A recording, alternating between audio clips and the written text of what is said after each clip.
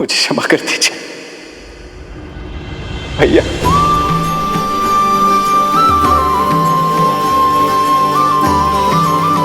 क्षमा कर दीजिए भैया।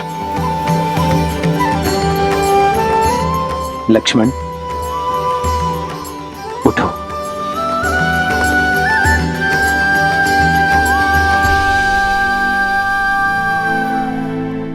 ये सत्य है भैया, आपके निर्णय की अवहेलना करता रहा।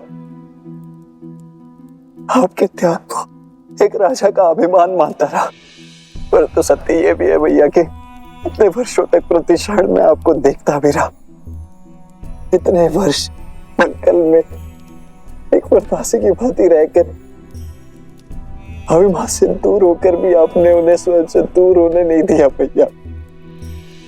आपका त्याग आपके प्रेम का साक्षी है भैया। राजा का कर्तव्य निभाने के लिए आपने स्वयं को इतना बड़ा दंड दे दिया। प्रजा के कल के सुख के लिए आपने अपने आज के सुख की आहुति दे दी भैया। मुझसे बहुत बड़ी भूल हो गई है भैया, बहुत बड़ी भूल हो गई है, मुझे क्षमा कर दीजिए। नहीं लक्ष्मण,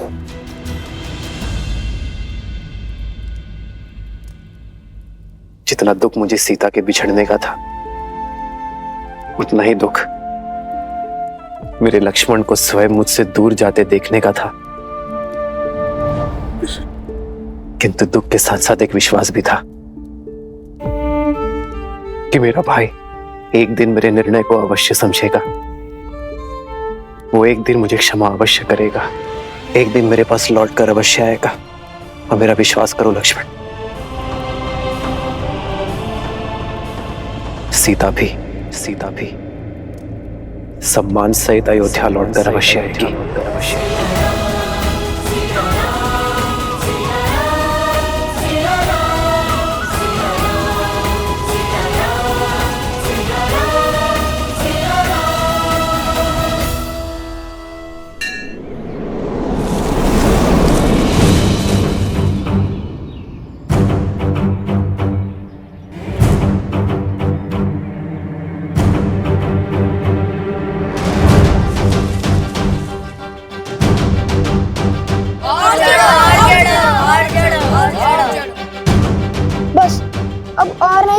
शांडिल्य, पिताश्री ने यज्ञ के लिए श्रीफल मंगवाए हैं। रिक्त हाथ लौट नहीं सकते। ऊपर चढ़ो, अन्यथा दंड मिलेगा।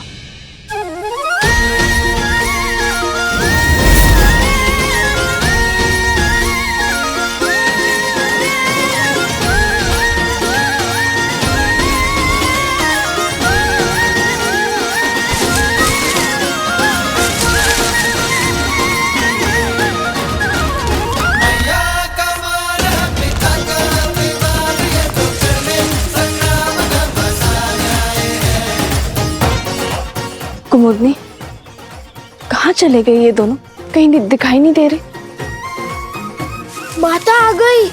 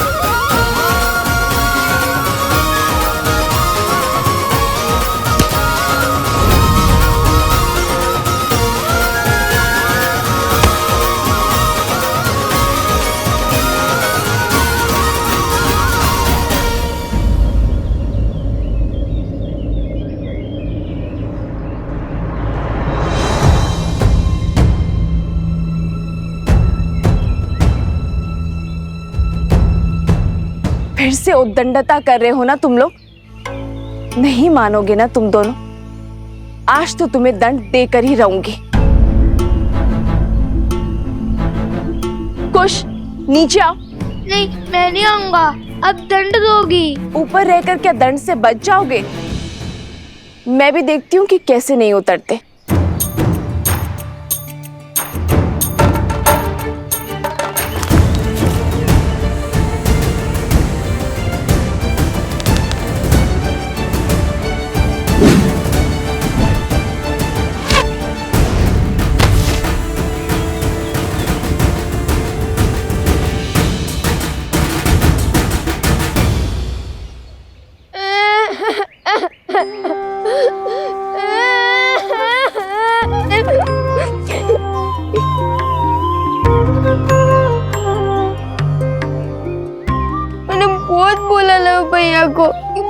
पर मत भेजो, माता क्रोधित होंगी। फिर उन्होंने मेरी एक ना सुनी। बड़े भैया का आग्रह था, वरना मैं और इतना बड़ा दुस्साहस। रोना बाद में, पहले दंड लो। जब डांटने का उद्देश्य पूरा हो गया, मैंने रो भी लिया। फिर क्यों डांटना? जो नहीं रो रहे हैं उन्हें डांटिए ना। बहुत बचाल हो गए हो तुम दोनों। आज संध्या का भोजन तुम दोनों को नहीं मिलेगा। जाओ, यज्ञ में भूखे बैठे रहो।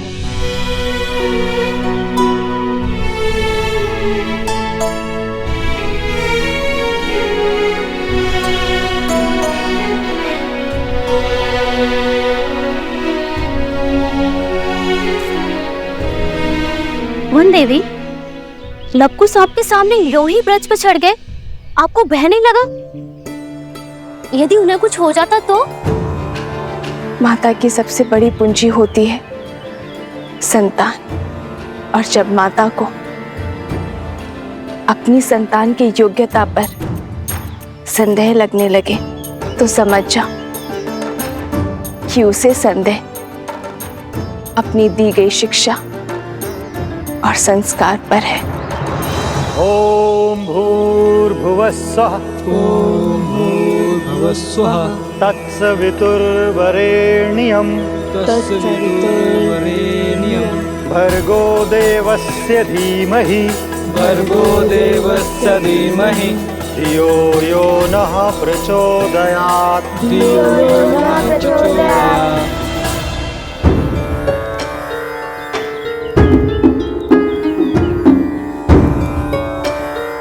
लव, कुश, तड़ासन में खड़े होकर वेद पाठ करो। यही दंड है तुम्हारा। जी गुरुदेव।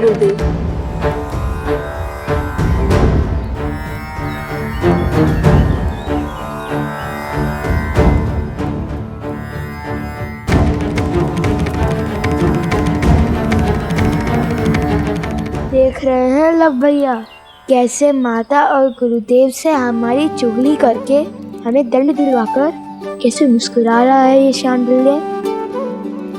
पता नहीं माता का मन बसीजेगा भी या नहीं। मुझे तो अभी से ही भूख लग रही है। और जन पाना है, शांति से वेदों का पाठ करो और करने दो।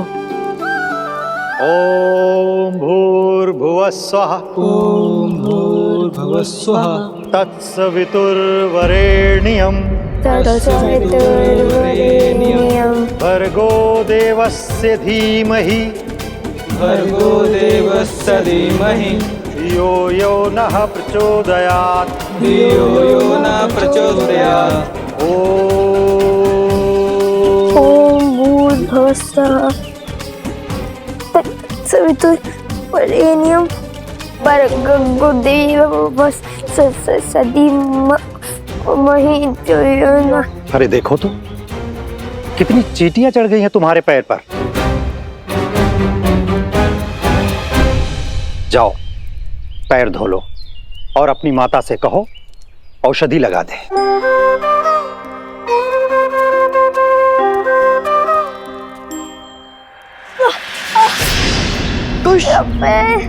लव भैया सहायता करो।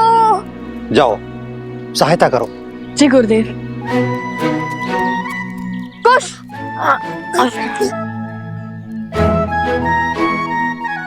बहुत पीड़ा हो रही है गुरुवर। क्या भैया मुझे कुटिया तक छोड़ सकते हैं? जाओ।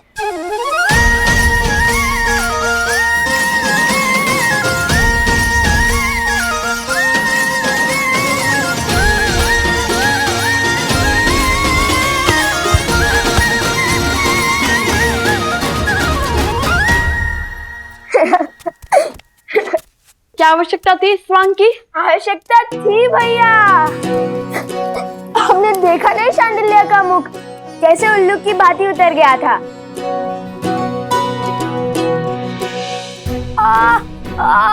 मेरा पैर। अरे अब क्या हुआ? बहुत पीड़ा हो रही है। क्या हुआ?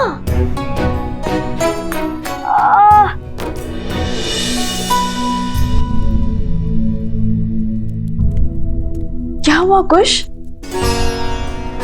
कैसे हुआ ये सब? तारासन में खड़े खड़े वेदों का पाठ कर रहे थे, तभी चींटियों ने काट लिया इसे। कितनी पीड़ा हो रही होगी ना। मैं औषधि बनाती हूँ जिससे तुम्हारा कष्ट छूमंतर हो जाएगा।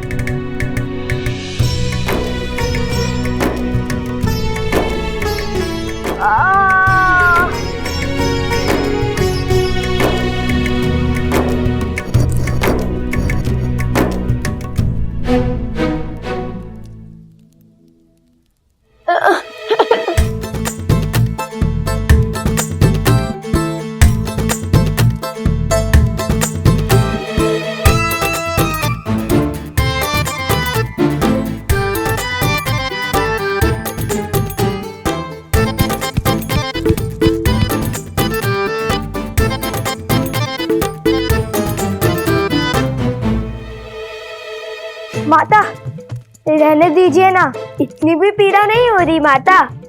तनिक सी चींटियों के काटने से वीरों को कहाँ कुछ होता है। औषधि रहने दीजिए माता, और भोजन खिला दीजिए, बहुत भूख लगी है। दंड में दया नहीं होती। और जब ऋषि हरित ने अपने पुत्र शांडिल्य को नारियल लेने के लिए भेजा था, तो तुम दोनों वृक्ष पर क्यों चढ़े? आज तुम दोनों को अन्न का एक दाना भी नहीं मिलेगा। मुझे लगा आप भूल गई होंगी। अब रोना शुरू मत करना। बताओ लव, तुम दोनों वृक्ष पर क्यों चढ़े?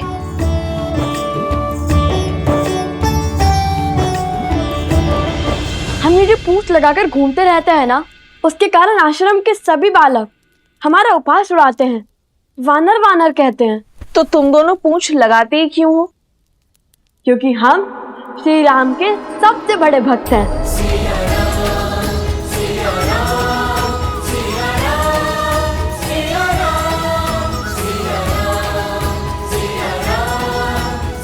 हनुमान जी से भी बड़े भक्त हैं। इसलिए पूंछ तो लगानी ही पड़ती है ना।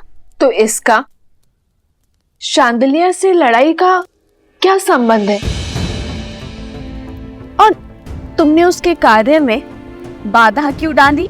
माता, भ्राता शांडिल्य बड़े ध्रुत हैं, सदा हमें छेड़ते रहते हैं। उन्होंने हमें चुनौती दी थी कि यदि हम श्री राम के सबसे बड़े भक्त हैं तो उन्हें उड़कर दिखाएं। और पता है सोमकरण ने क्या कहा? हनुमान जी के पिता तो स्वयं पवन देव हैं। तुम्हारे पिता कौन है बताओ?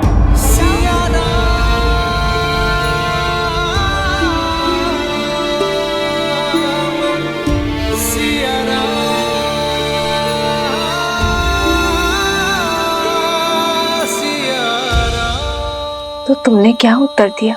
उत्तर तो भैया ने दिया है कि पिता ज्ञान देते हैं और माता संस्कार। हमें तो दोनों ही माता से प्राप्त हुए, तो हमारी माता ही पिता हुए। अब आप बताइए, यदि हमारी माता ही हमारे पिता है तो इसमें समस्या क्या है? हमें तो नहीं है। माता, हम उड़ तो नहीं पाए, पर वानरों के बाती वृक्ष पर चढ़कर नारियल अवश्य तोड़ लाए हम, है ना भैया? तो हुए ना हम श्री राम के सबसे बड़े भक्त।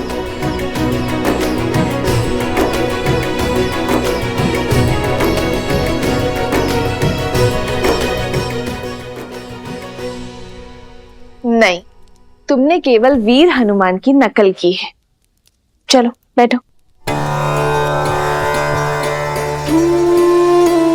उनसे बड़ा भक्त बनने के लिए बहुत समय और बहुत तपस्या लगेगी।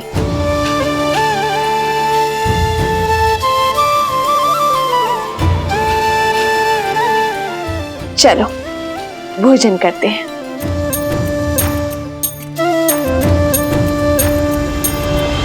किंतु भोजन करेगा केवल लव।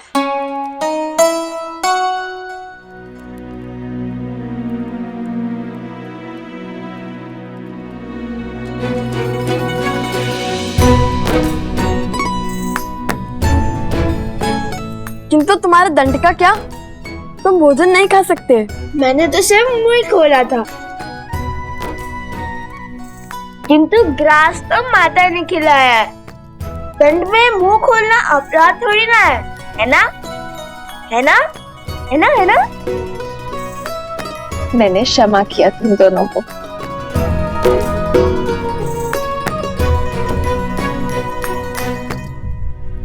माता, जब हम राजा राम से मिलेंगे ना, तो उन्हें अवश्य बताएंगे कि हम हनुमान जी की भांति वृक्ष पर चढ़ सकते हैं, भांति भांति के कर्तव्य दिखा सकते हैं। फिर उन्हें विश्वास हो जाएगा कि हम उनके सबसे बड़े भक्त हैं।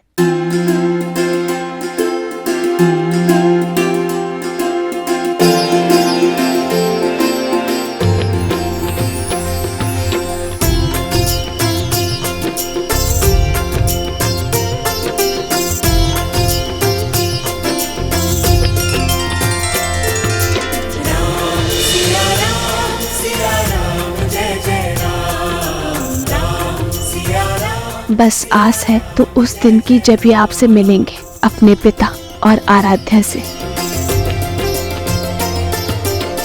राजकुमार शत्रुघ्न की, राजकुमार शत्रुघ्न की, राजकुमार शत्रुघ्न की, राजकुमार शत्रुघ्न की, राजकुमार शत्रुघ्न की, राजकुमार शत्रुघ्न की, राजकुमार शत्रुघ्न की, राजकुमार शत्रुघ्न की, राजकुमार शत्रुघ्न की।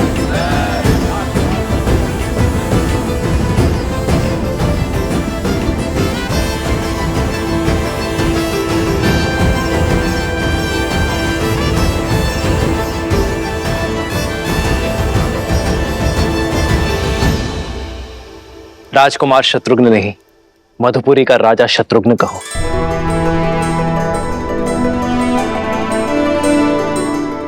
मधुपुरी राज शत्रुघ्न की। शत्रुघ्न, तुमने लवनासुर का वध कर असुरी सोच के प्रसार पर विराम लगाया है। वो सोच जो ऋषियों को अपमानित कर, निर्दोषों को दंडित कर, घरों और मंदिरों को अशुद्ध कर संतुष्टि पाते हैं। बीते 12 वर्षों में आप चारों भाइयों ने समस्त आर्य भूमि में प्रशंसा और सम्मान अर्जित किया है। अब समय आ गया है कि रघुवंश का सूर्य ध्वज पूरी सृष्टि में लहराए, जिसे देख हर असुर और आसुरी सोच भयभीत हो जाए। और इस सपने को पूरा करने के लिए हमें रासु यज्ञ करवाना चाहिए भैया।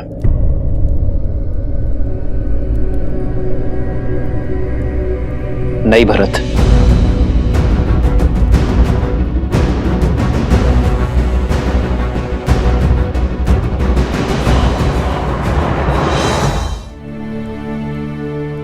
राजसूय यज्ञ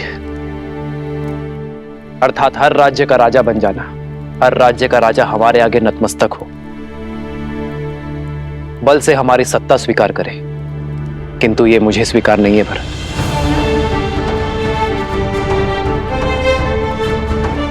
रामराज्य का लक्ष्य है कि हर कोई मन से स्वतंत्र अनुभव करे, मन से मुक्त अनुभव करे। किसी का राज्य छीनकर मैं धर्म का प्रतीक अयोध्या का पावन ध्वज नहीं लहरा सकता भरत। जिस राज्य का राजा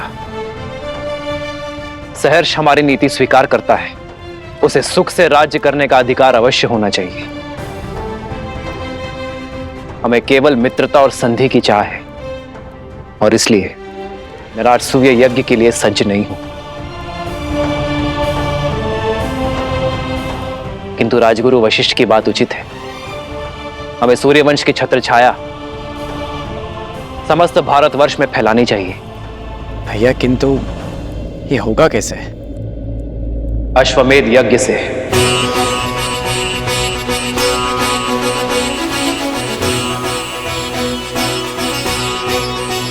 महाराज के कहने का तात्पर्य कि जो भी राज्य हमारे यज्ञ के अश्व का श्रद्धा पूर्वक स्वागत करेगा,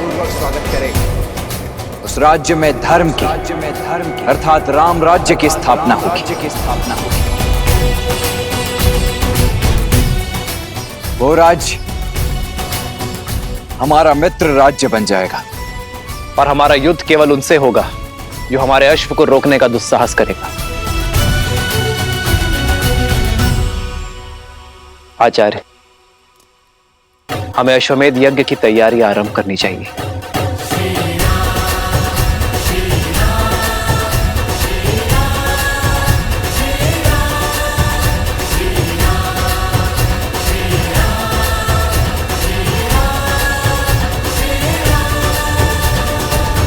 कहने का तात्पर्य कि जो भी राज्य हमारे यज्ञ के अश्व का श्रद्धा पूर्वक स्वागत करेगा, उस राज्य में धर्म की अर्थात राम राज्य की स्थापना होगी। और हमारा युद्ध केवल उनसे होगा जो हमारे अश्व को रोकने का दुस्साहस करेगा। आचार्य, हमें अश्वमेध यज्ञ की तैयारी आरंभ करनी चाहिए।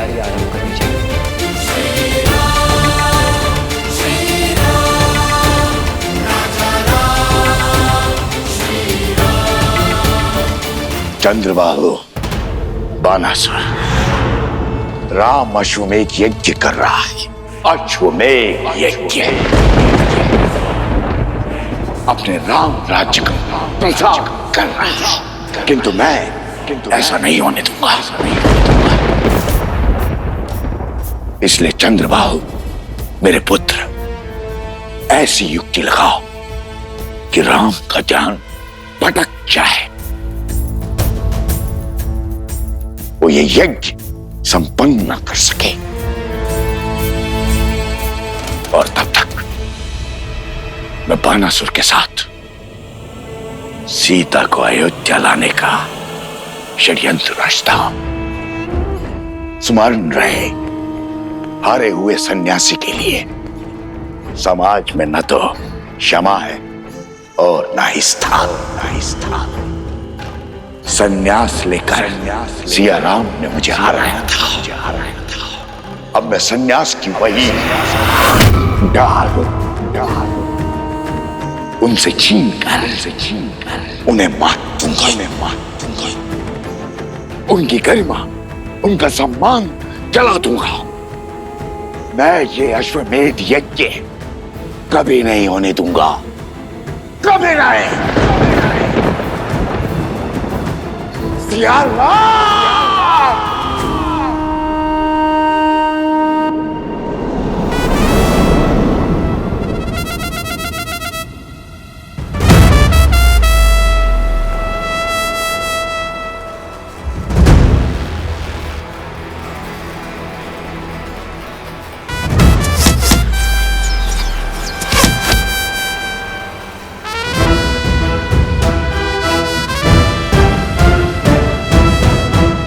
इसमें कौन सी बड़ी बात है लवकुश? ये तो साधारण विद्यार्थी भी कर पा रहे हैं। यदि सत्य में तुम धनुर्धारी हो, श्री राम जी के सबसे बड़े भक्त हो, तो मेरी चुनौती पूरी करो। फिर हम मानेंगे कि तुम उत्तम धनुर्धर और सच्चे राम भक्त हो। क्या है चुनौती? अभी बताता हूँ।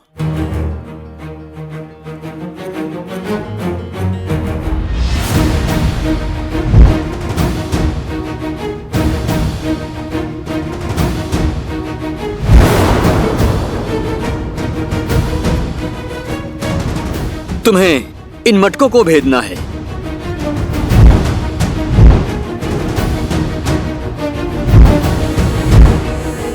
बोलो, भेद पाओगे इसे?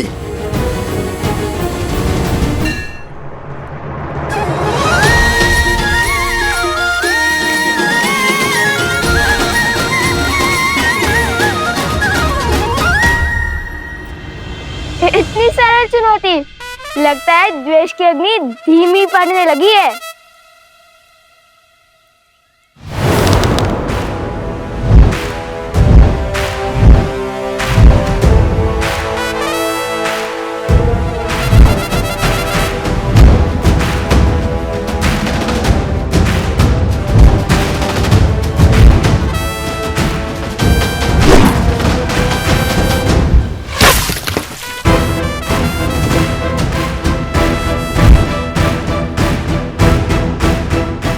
बस इतना ही सामर्थ्य है।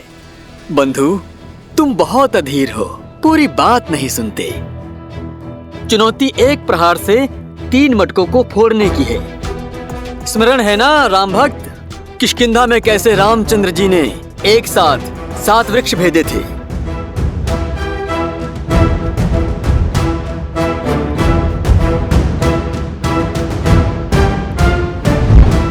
तुम भी अधीर हो, शीघ्र प्रसन्न हो जाते हो भ्राता शांडिल्य। ये चुनौती हम पूर्ण तो करके ही रहेंगे।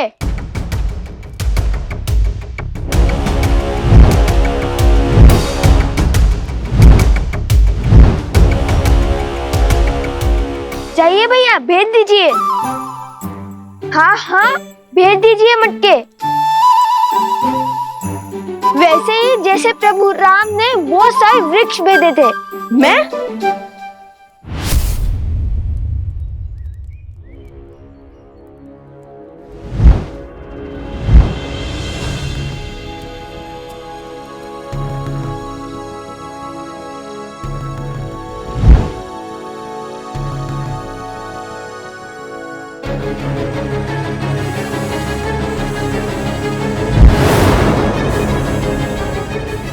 रुको रुको, वहां से नहीं, तीनों मटकों को यहां से भेजना है। यहां से, जहां पे मैं खड़ा हूं, बाण यहां से चलाना है।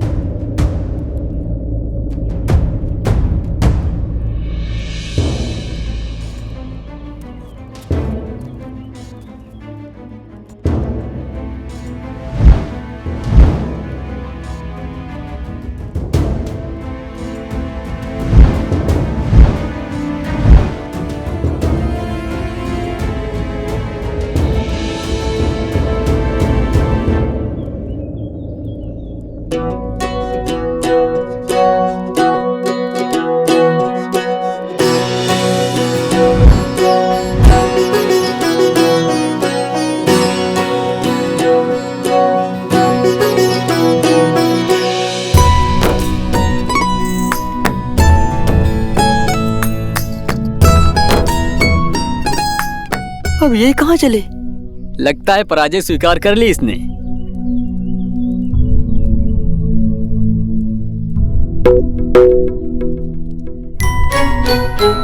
ओह, समझ गया।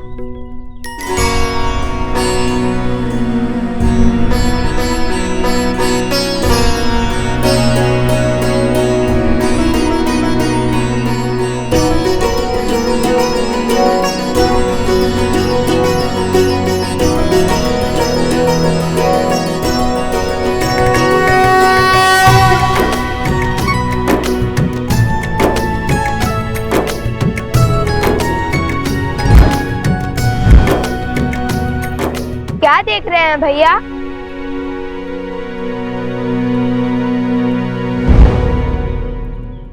यही कि राम नाम से हर कठिन कार्य सरल हो जाता है। ध्यान से देखो।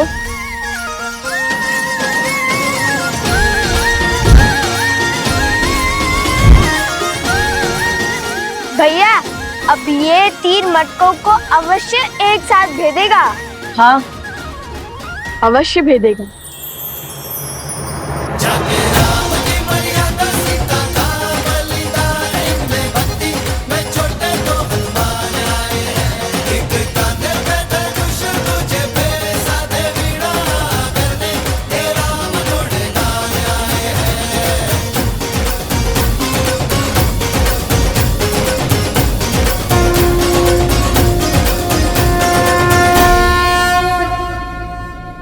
हमारे मित्रों को हमारी राम भक्ति पर संदेह है।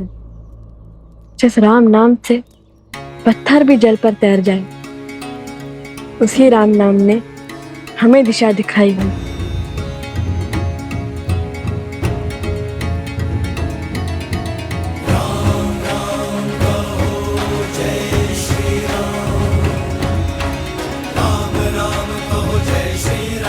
राम राम।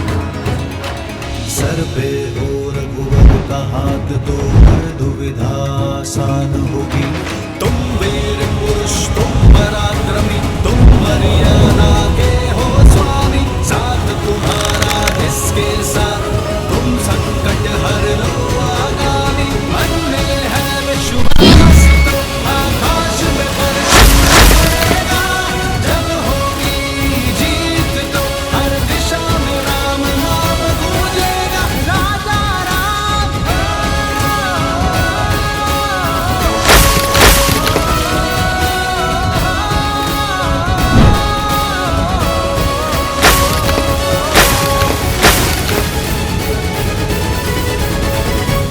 हे प्रभु,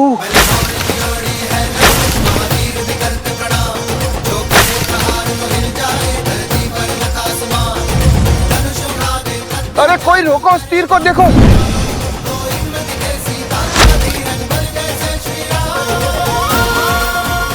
ये क्या हुआ भ्राता?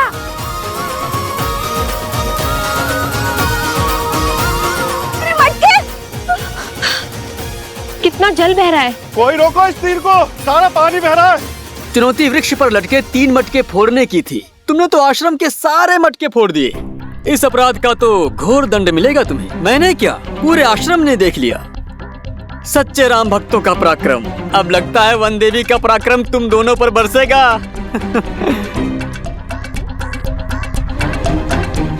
लव कुश, लो आ गई तुम्हारी माता, अब आनंद आएगा। अब क्या उत्तर देंगे माता को?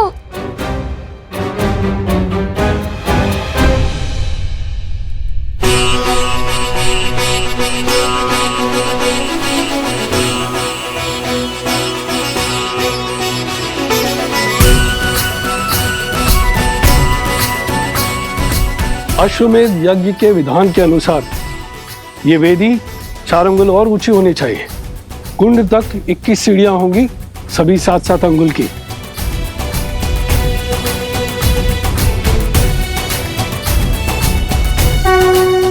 प्रणाम ऋषिवर। कल्याण मस्तु ऋषिवर। आप सबका कोटि कोटि धन्यवाद ऋषिवर। इस यज्ञ की सज्जा के लिए पधार कर आपने अयोध्या पर बहुत बड़ा उपकार किया है। यह यज्ञ कोसल राष्ट्र के लिए अत्यंत महत्वपूर्ण है। मुझे विश्वास है ऋषिवर कि आपके सामर्थ्यशील मार्गदर्शन में इस यज्ञ में कोई त्रुटि नहीं होगी, प्रत्येक कार्य विधिवत होगा। ये हमारा सौभाग्य है श्री राम, हर ओर राम राज्य का ध्वज लहराए। धर्म केवल कौशल में न रहकर सारे आर्यव्रत में विस्तार करे, इससे शुभ और कुछ नहीं हो सकता। और ये हमारी सेवा नहीं, पावन तपस्या है। इसमें भाग लेना ही स्वयं में एक तीर्थ है। मानचित्र राजन, ये यज्ञ वेदी का मानचित्र है। इसमें हर वेदी पर भगवान विष्णु के चरण चिन्ह बनाए जाएंगे।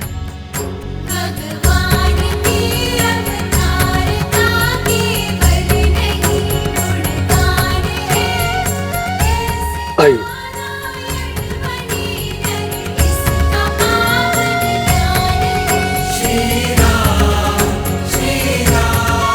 और यहाँ विराजमान होंगे यजमान अर्थात आप, और वहां आपके वामंग में महारानी का स्थान होगा।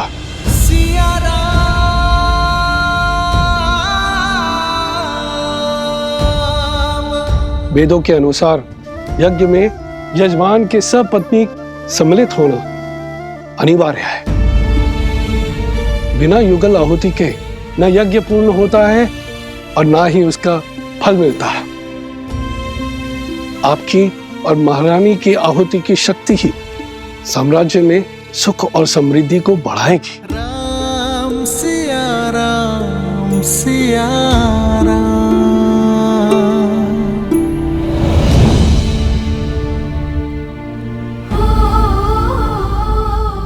देख रही हो वन देवी, उत्पात चरण पर है।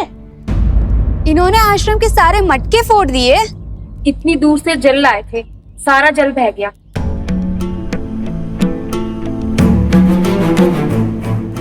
लवकुश, ये कैसी उद्दंडता है? क्यों किया तुम दोनों ने ऐसा? उत्तर दो। ये कैसा खेल था? जो भी हुआ उसका उत्तरदायित्व हमारा है, परंतु ये कोई खेल नहीं था, चुनौती थी।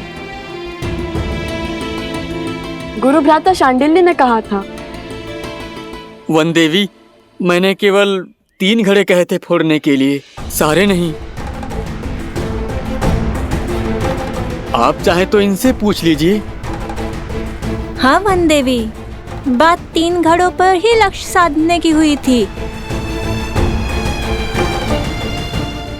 लवकुश, माता वो शक्ति अधिक लग गई। तुम्हारी इस अधिक शक्ति के कारण आश्रम में एक भी बूंद जल नहीं है। अब तुम दोनों का यही दंड है कि तुम दोनों पूरी रात्रि जागकर आश्रम के परिवार वालों के लिए नदी से जल भरकर लाओगे।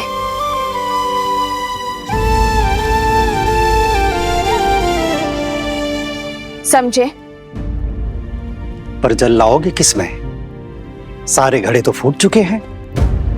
अब पहले तुम्हें कुम्हार के पास जाना होगा और नए घड़े लेने होंगे।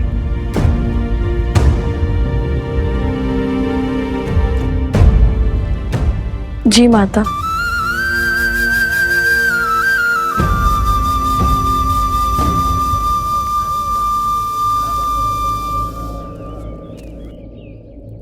आप चिंतित ना हो देवी।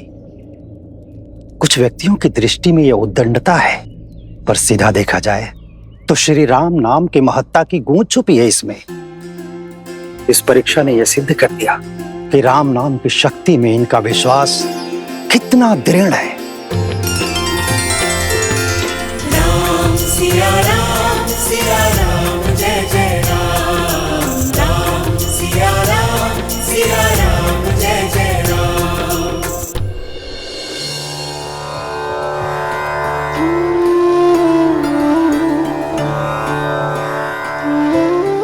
ये लो, ये भी ले जाओ। हम तो केवल 3 जीव हैं। इतने अनाज की आवश्यकता नहीं है हमें, इसे सब में बांट दो। और वैसे भी आश्रम पर जो संकट आया है उसके दोषी मेरी संतान ही तो है। किंतु ये कुमुदनी, ये कोई उपहार या उपकार नहीं है, मेरी क्षमा याचना है।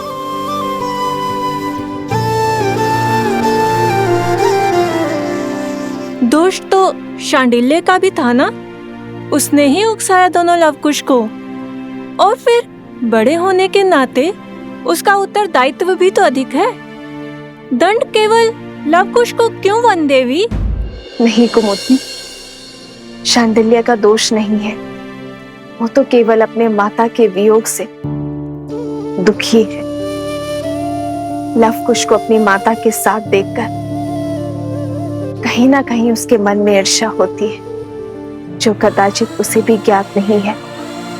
इसीलिए तो वो सदा उनके साथ स्पर्धा करता रहता है। ये लवकुश का कर्तव्य है कि वो शांडिल्य के दुख को समझे, उसे सहानुभूति दे और प्रेम से उसे अपना मित्र बनाए। एक बात कहूं वन देवी, जितनी कठोरता के साथ आप लवकुश को जीवन का पाठ पढ़ाती हैं, वैसे कोई भी माता अपनी संतान को नहीं सिखाते। आप तो उन्हें ऐसे सज्ज कर रही हैं जैसे उन्हें कहीं का राजा बनना है।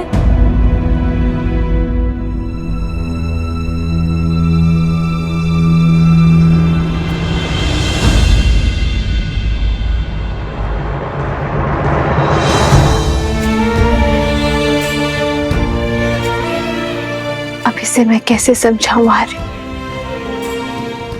कि एक रानी केवल प्रेम रूपी माता नहीं बन सकती। मेरे कंधों पर अपने पुत्रों को पिता के समरूप बनाने का भार भी तो है ना आर्य, ताकि कल को वो पूरी निष्ठा के साथ अयोध्या के सिंहासन और प्रजा के मन पर राज कर सके।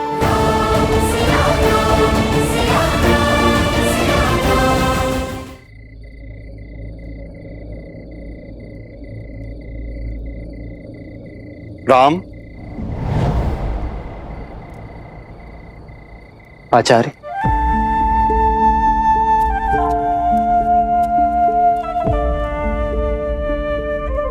प्रणाम आचार्य। कल्याण। आचार्य, आप रुक क्यों गए? मैं अयोध्या का महाराज बाद में हूं, सबसे पहले आपका शिष्य हूं। मेरे समीप आने के लिए आपको किसी शब्द या अनुमति की आवश्यकता नहीं है। पधारिए। कई आचार्य, क्या आदेश? आपके आने का मंतव्य क्या है? विराजी। नहीं राम, तुम्हारा कर्तव्य केवल राज्य की सीमा का विस्तार ही नहीं है, तुम पर राज्य की स्थिरता, शांति, सुख और समृद्धि का भार भी है। और ये वनवासी सा जीवन इस समस्या का समाधान नहीं है वत्स। जानता हूं गुरुवर, इसलिए तो अश्वमेध यज्ञ करवा रहा हूं। यह जानते हुए भी कि बिना पत्नी के यज्ञ संपूर्ण नहीं हो सकता। राम, इस राज को एक सक्षम राजा ही नहीं, सर्वश्रेष्ठ पुत्राधिकारी भी चाहिए। ये भी तुम्हारा ही कर्तव्य है। और उसके लिए तुम्हारे साथ तुम्हारी अर्धांगिनी का होना अनिवार्य है। कहो, क्या होगा इस समस्या का समाधान? क्या दे पाओगे अयोध्या राज को उसकी महारानी?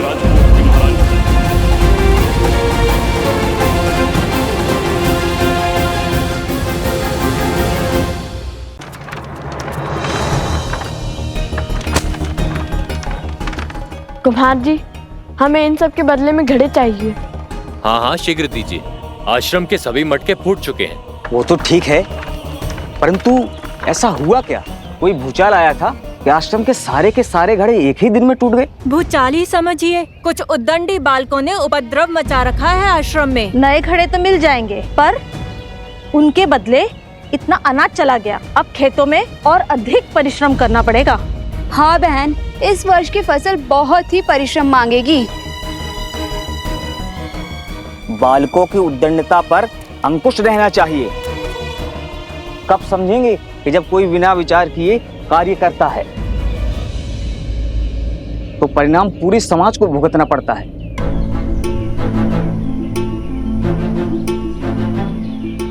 भूल हो गई, आश्रम की बड़ी हानि हो गई। अब सबको आश्रम में हमारे कारण और परिश्रम करना होगा। हमें भी तो नदी तक जाना है और पूरी रात्रि जल भरना होगा। मुझे हमारे परिश्रम की चिंता नहीं है, वो तो हम कर ही लेंगे। मुझे चिंता है माता की, हमने उनका मन दुखाया है। न जाने वो हमें क्षमा करेंगे भी या नहीं।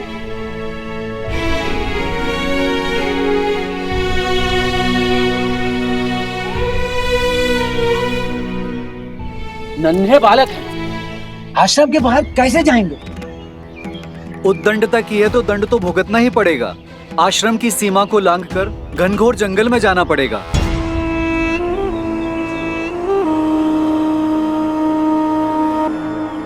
आज नहीं तो कल कोई तो इस आश्रम की सीमा लांघेगा ही, और उसे सीढ़ी बनाकर मैं पहुंचूंगा सीता तक।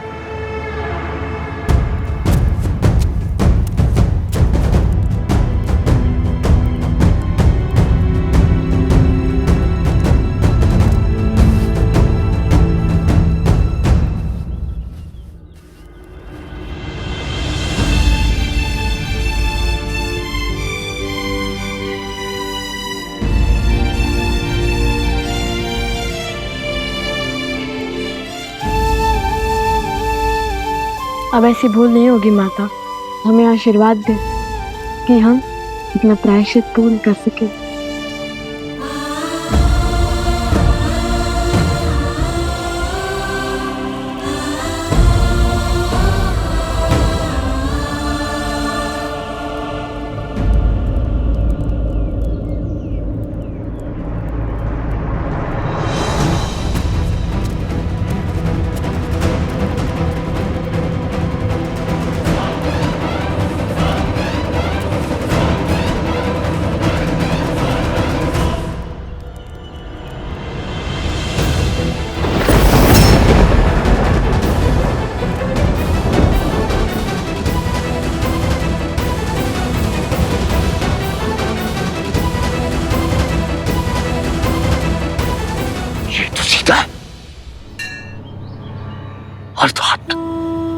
ये दोनों बालक सीता और राम के।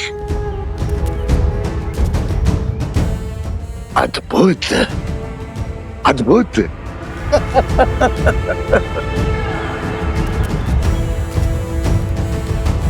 12 वर्ष की प्रतीक्षा अंततः समाप्त हुई।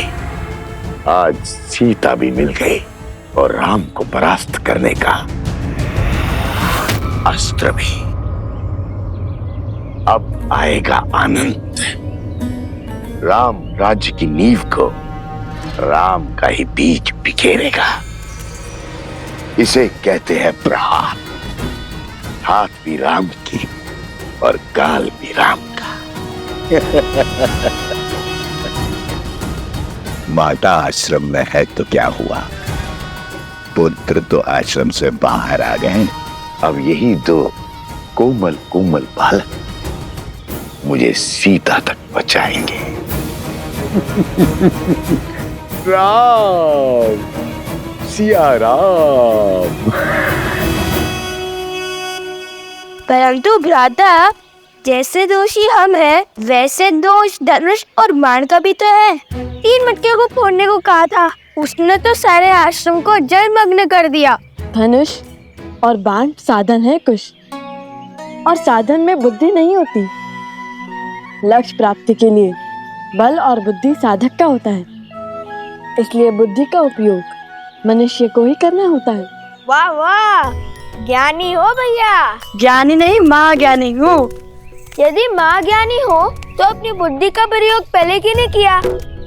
सारे मटके तोड़ दो बोल दिया। क्योंकि हमारा मार्गदर्शन राम नाम ने किया था कि लक्ष्य कैसे साधें, और लक्ष्य साधने के लिए शक्ति उतनी ही लगनी चाहिए जितनी उसकी आवश्यकता हो।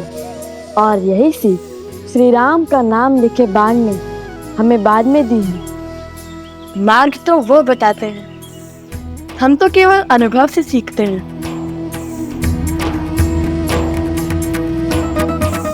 मैं भी अनुभव से बोल रहा हूँ भैया। भूल हो गई, अब नहीं बोलूंगा। दंड मिलता है मेरे बोलने से। माता ने हमें दंड कष्ट देने के लिए नहीं, ज्ञान देने के लिए दिया है, ताकि हमारी बुद्धि का विकास हो सके। अब देखो, जो बात मैं सुनकर समझता हूँ वो बात तुम दंड पाकर ही समझते हो। महाज्ञानी है आप, मैं क्या समझूंगा? मैं तो आपका बस एक शस्त्र हूँ। संधान तो आपके मन से होता है। बाण चलाने में भले ही तुमसे आगे हूँ, किंतु बातों में तुम्हें कोई नहीं पकड़ सकता।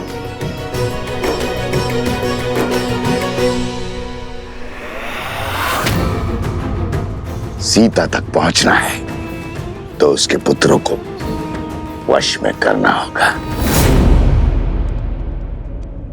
आपके उत्तराधिकारी धर्म और कर्तव्य के पथ के लिए सच हो रहे हैं आर्य।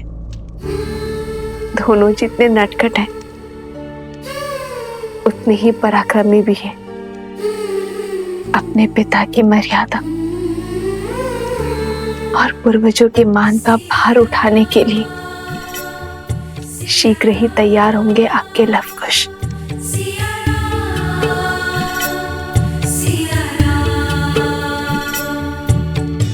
दोनों एक हैं, बस यही सच है। राम लक्ष्य और राम ही पथ है। विरह की आग में जले सिया राम। एक है तन और एक है प्राण। इस रात को एक सक्षम राजा ही नहीं, सर्वश्रेष्ठ उत्तराधिकारी भी चाहिए। क्या दे पाओगे अयोध्या राज को उसकी महारानी?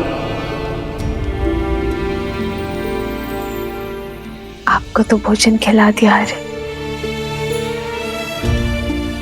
किंतु हमारे दोनों पुत्र भूखे होंगे और कुश को तो बहुत अधिक भूख लगती है आर्य।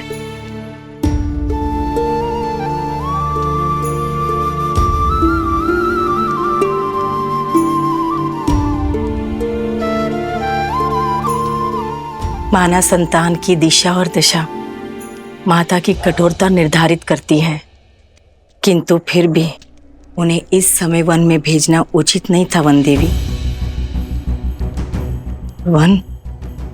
वन पशुओं से भरा है, उस पे असुरी शक्तियां। लवनासुर अवश्य मर चुका है, परंतु अभी भी असुरी शक्तियां आश्रम के चारों ओर मंडरा रही है, अवसर की प्रतीक्षा में।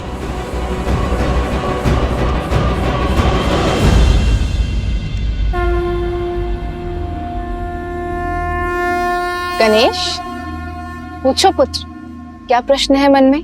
यज्ञ तो मन की, राज्य की, समाज की शांति के लिए किया जाता है ना, फिर उसमें बैठे राजा के लिए पत्नी का साथ क्यों अनिवार्य है?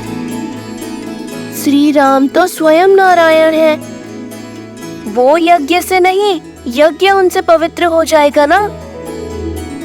ये बताओ गणेश कि जीवन का आधार क्या है? संतुलन। तुम्हारा उत्तर सर्वथा उचित है गणेश। ये संसार, ये प्रकृति संतुलन पर ही आधारित। जैसे दिन को संतुलित करती है रात्रि, बुराई को संतुलित करती है अच्छाई, वैसे ही पुरुष को संतुलित करती है स्त्री। किसी भी यज्ञ का उद्देश्य और फल तभी प्राप्त होता है जब उसमें दी गई आहुति संतुलित। इसीलिए यज्ञ में या जीवन में पुरुष के साथ स्त्री का होना आवश्यक ही नहीं, अनिवार्य भी है।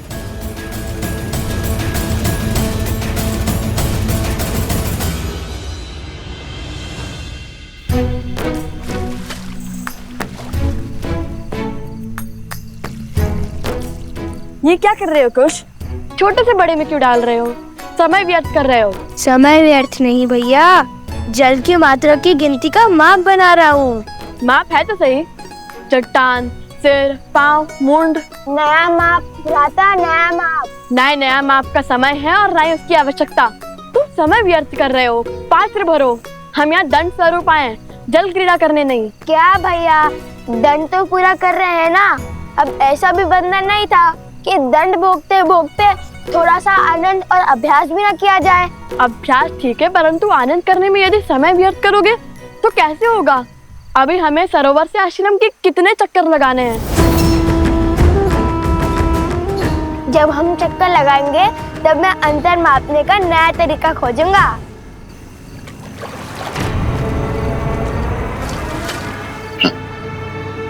कितने अबोध है ये दोनों बालक। पुनः आश्रम नहीं पहुंचेंगे तो माता को तो ढूंढने बाहर आना ही होगा।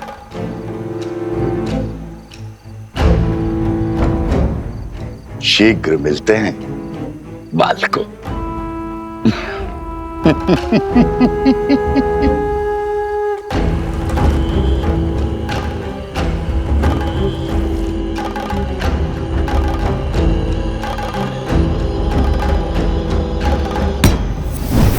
क्या आदेश है राक्षस श्रेष्ठ? किसे सताना है? रहोगे राक्षस के राक्षसी।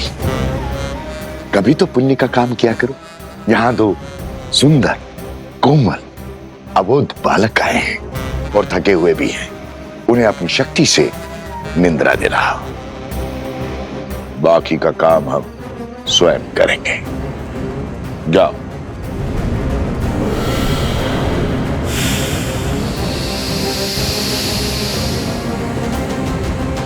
पच्चीस, 26,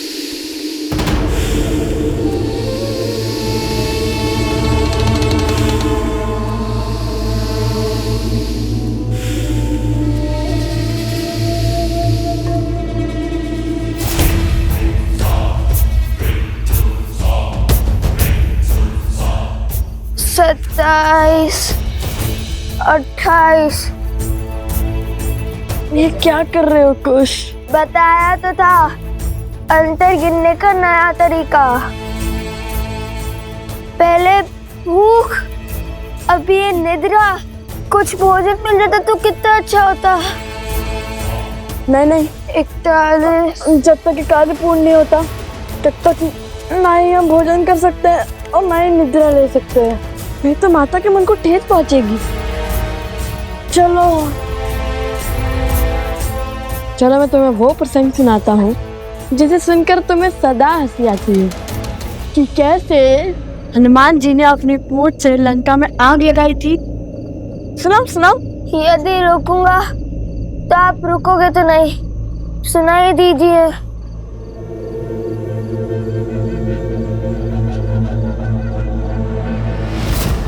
कुछ संभाल के चलो।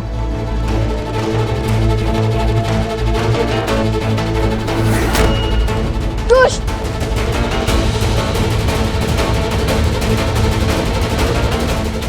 बस अब ये बड़ा बालक भी सो जाए। कुछ जागो, ये सोने का समय नहीं है। उठो कुछ।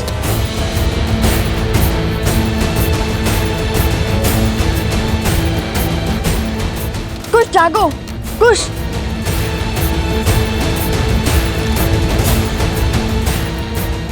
कुछ जागो।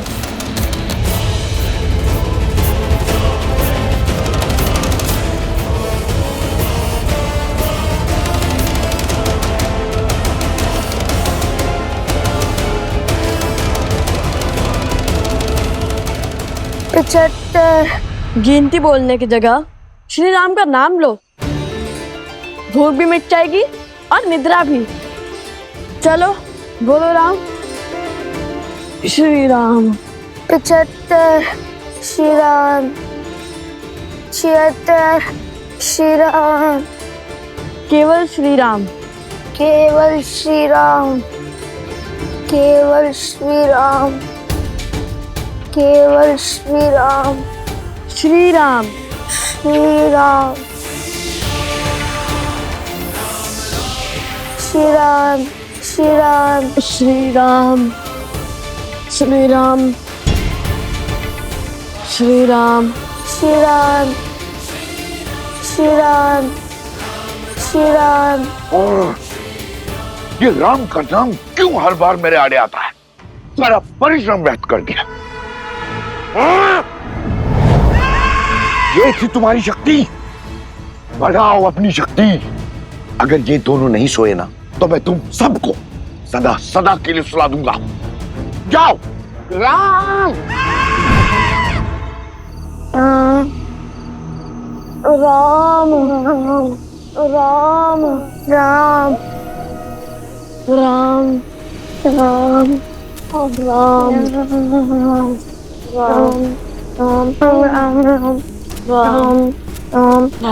राम। राम।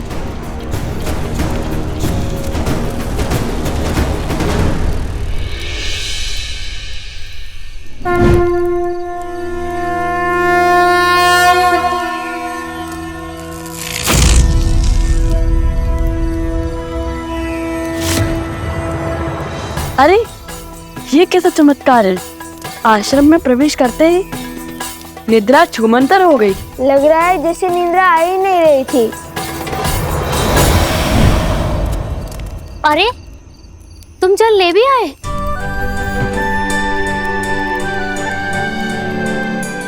लाओ लाओ, हमें दो।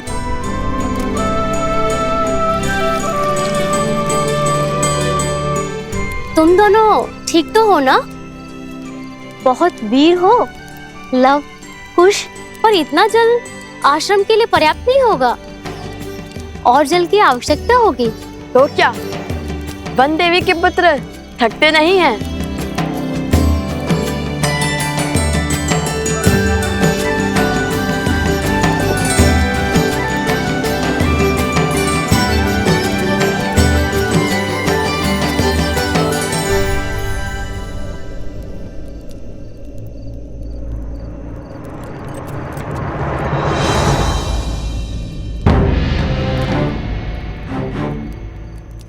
ये कैसा चमत्कार है।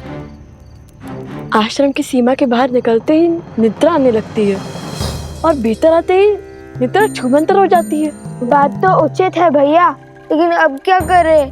केवल श्री राम का नाम लेते हुए आगे बढ़ते रहे क्या? नहीं नहीं, हम राम भक्त हैं। हम वो करेंगे जो श्री राम करते, अपने ज्ञान और अपनी बुद्धि का प्रयोग। और मेरे ज्ञान के अनुसार ये कोई असुरी माया है जो आश्रम के भीतर प्रवेश नहीं कर पा रही।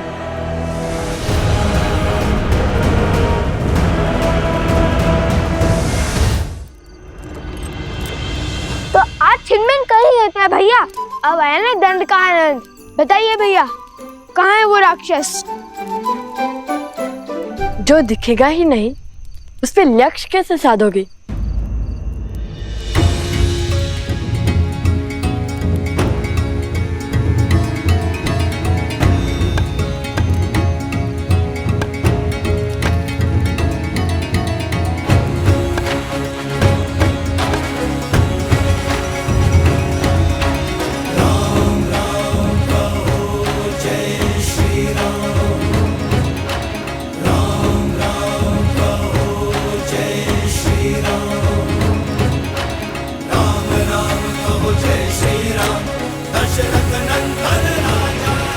अब समझा, गुरुदेव ने एक बार बताया था घाट के पात्र में 5 वेदों का वास होता है और उस पे श्री राम का नाम तो और पवित्र और सशक्त बना देगा।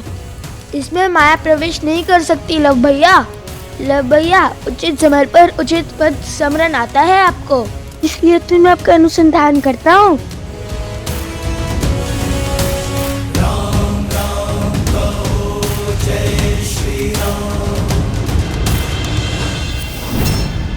एक और अवसर है तुम्हारे पास, लगा दो अपना सारा बल, पात्र में प्रवेश करो और निंद्रा धोने।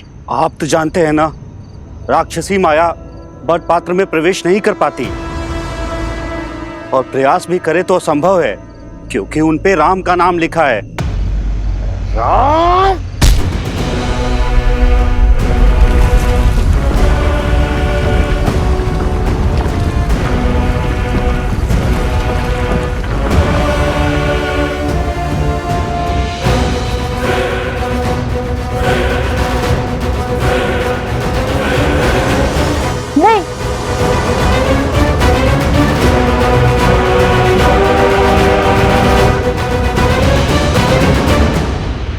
अवसर है तुम्हारे पास, पात्र में प्रवेश करो और निंद्रा दो उन्हें। प्रयास भी करे तो असंभव है, क्योंकि उन पे राम का नाम लिखा है।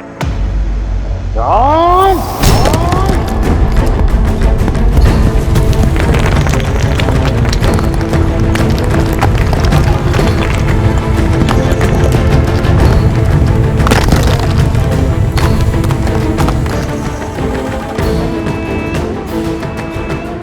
नहीं,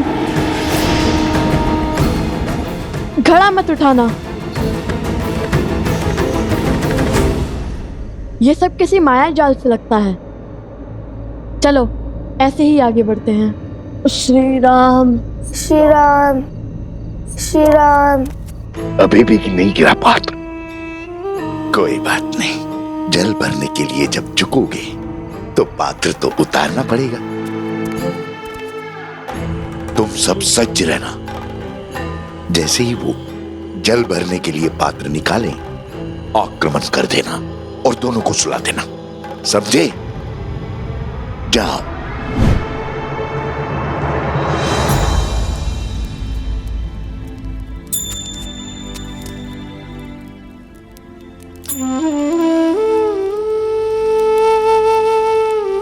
जानता हूं तुम्हारे मन में क्या चल रहा है, लव और कुश। अब आपसे क्या छिपा है? मैं जानती हूँ मेरे दोनों पुत्र वीर हैं, पराक्रमी हैं, किंतु उतने ही नटखट भी हैं। इसलिए मैंने उनको दंड स्वरूप आश्रम के बाहर भेज दिया, जल लाने के लिए। अंधकार है और असुरी माया पूर्णतः नष्ट नहीं हुई। अब क्या मैंने उचित किया? कोसल राज्य का भविष्य हैं वो दोनों, पराक्रमी तो होंगे ही। नाविक की योग्यता की पहचान चक्रवात में ही होती है, स्थिर जल में नहीं, वन देवी। तुम्हारे पुत्रों ने आश्रम में रहकर बहुत कुछ सीखा है, किंतु अब समय है बाहर के संसार को जानने का, उसे समझने का। मुझे आपके कहे हर शब्द पर और अपने पुत्रों के शौर्य पर पूरा विश्वास है, और अब तो मुझे प्रतीक्षा है केवल उस क्षण की जब मेरे पुत्र अपने पिता, अपने पूजने से मिलेंगे, प्रभु श्री राम से मिलेंगे। तथास्तु। और लव कुश की चिंता छोड़ दो वन देवी।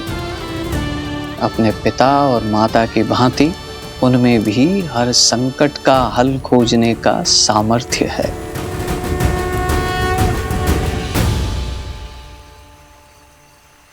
अरे अरे अरे, ध्यान से मटका गिर जाएगा। अब क्या करें भैया, बिना घड़े निकाले जल कैसे भरेंगे? मटके तो नहीं उतार सकते, ऐसे ही प्रयास करते हैं। यही एक मंत्र है जिससे असुरी शक्तियों से हम सुरक्षित रह सकते हैं। घड़े में वो प्रवेश नहीं कर सकते हैं। भैया ऐसे तो कितने दिन लग जाएंगे आश्रम में जल भरते भरते? अब यदि माता ने दंड दिया है तो उसके पीछे का उद्देश्य भी उन्हें ही पता होगा। चलो शेष घड़े भर लेते हैं।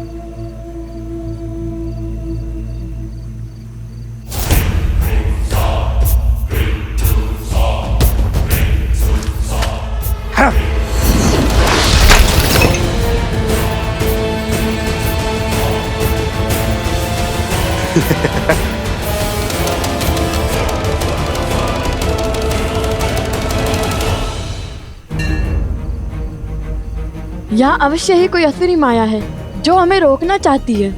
भैया अगर हम जल नहीं भर पाए तो दंड और उसके पीछे का उद्देश्य कैसे पूरा होगा? किसी भी समस्या का हल रोने से नहीं, सोचने से होता है।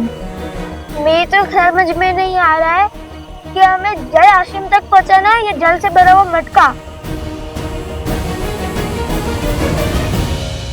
अद्भुत, तुमने मुझे एक नया सुझाव दिया है। तुम बातें मूर्खता भरी करते हो, परंतु हो बड़े गुणवान। ऐसा क्या कहा मैंने? अब कुछ ही क्षणों में ये अपना गड़ा उतारेंगे, तुम तभी उन पे आक्रमण करना। तुमने कहा कि हमें जल आश्रम तक पहुंचाना है, अब चाहे वो घड़े में हो या नहीं। मुझे तो कुछ समझ में नहीं आ रहा भैया। जो भी करे पर ऐसा कुछ मत कीजिए कि माता फिर से रुष्ट ना हो जाए।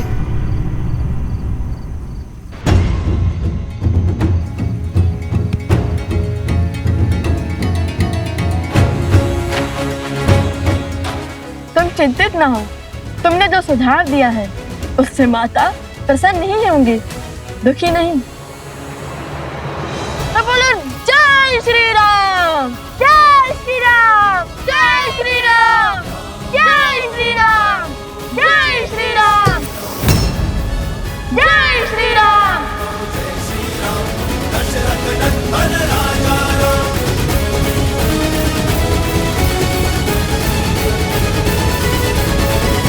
यदि हम दोनों साथ जाएंगे तो वो त्याग नहीं, समस्या से भागना होगा। आर्य, जिस क्षण महाराजा राम महारानी सीता को त्यागेंगे उसी क्षण अयोध्या के सब दुख मिट जाएंगे।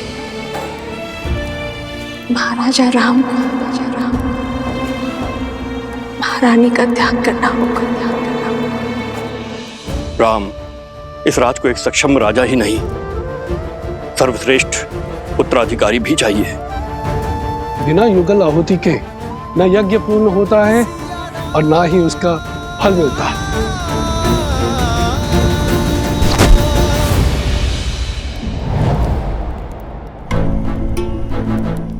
हनुमान,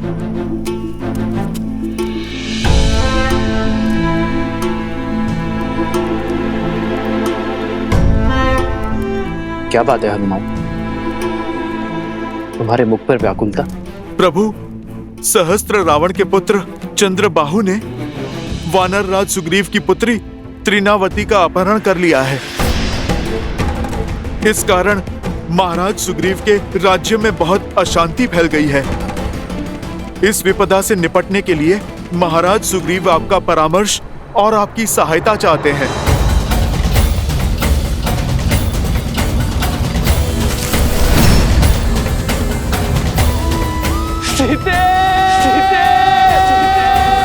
रावण का वध तो हो गया है हनुमान, किंतु उसकी विचारधारा का नाश होना अब भी शेष है।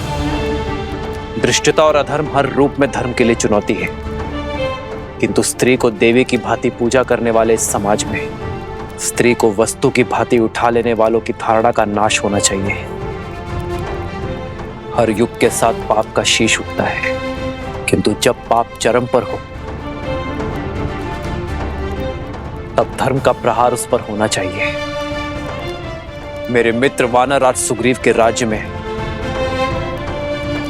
आतंक फैलाने वालों को दंड देना हमारा राजकीय कर्तव्य है हनुमान, और एक मित्र होने का परम धर्म भी। युद्ध की तैयारी करो हनुमान, धर्म के पथ पर चलने का समय आ गया है। संसार में बुरी सोच फैलाने वालों का अंत आवश्यक है। मेरे मित्र वानरराज सुग्रीव से कह दो कि उनका ऋण जो मुझ पर है उसे मैं चुका तो नहीं पाऊंगा, किंतु ये राम अपना मित्र धर्म निभाने अवश्य आएगा।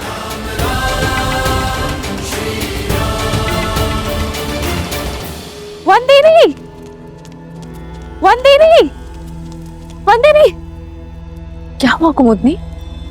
पूछे मत, आइए देखिए क्या किया है आपके लवकुश ने। अब क्या कर दिया लवकुश ने? देखिए।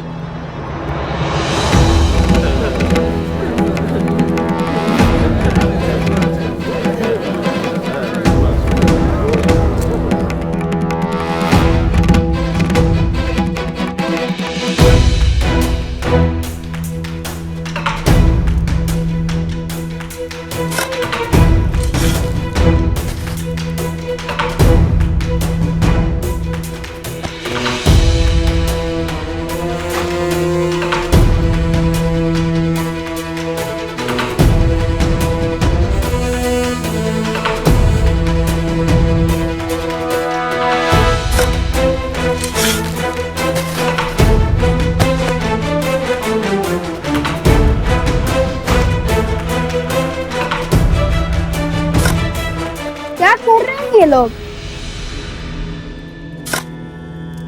लव कुश, ये जल भरने के स्थान पर क्या कर रहे हो तुम दोनों? यहाँ आओ, और ये सर पर मटके। सब बताते हैं माता, सब बताते हैं, बस कुछ क्षण रुक जाइए।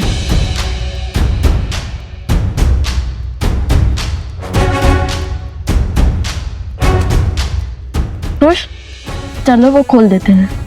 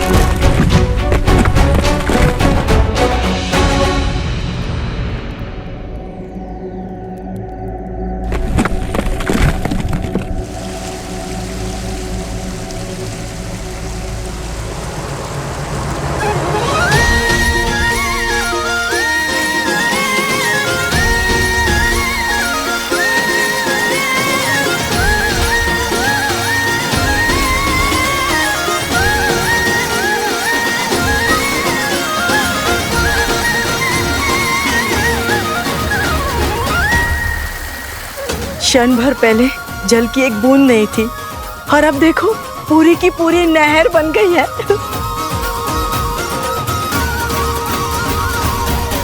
और लव कुश की चिंता छोड़ दो बंदेवी, अपने पिता और माता की भांति उनमें भी हर संकट का हल खोजने का सामर्थ्य है।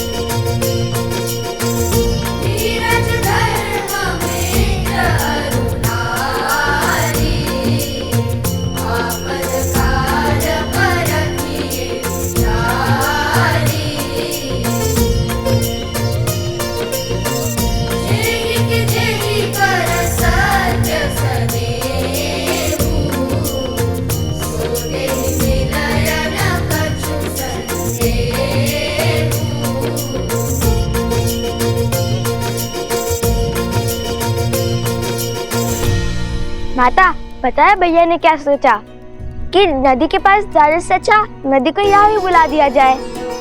अब इस आश्रम में किसी को भी जल की समस्या नहीं होगी, चाहे कोई बालक कितने भी मटके की ना फोड़ दे।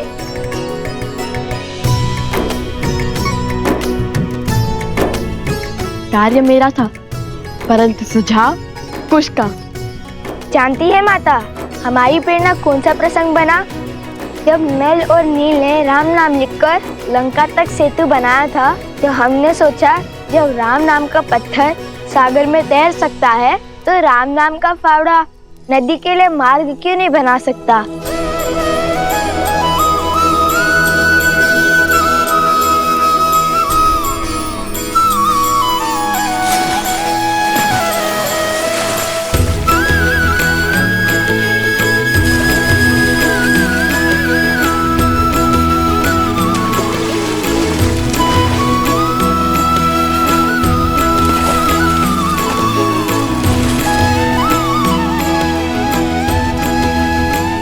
ईश्वर ने लव कुश के भविष्य में क्या रचा है वो तो मैं नहीं जानता, किंतु इतना अवश्य जानता कि ये दोनों अपने भविष्य को आलिंगन करने के लिए पूर्ण रूप से सज हैं।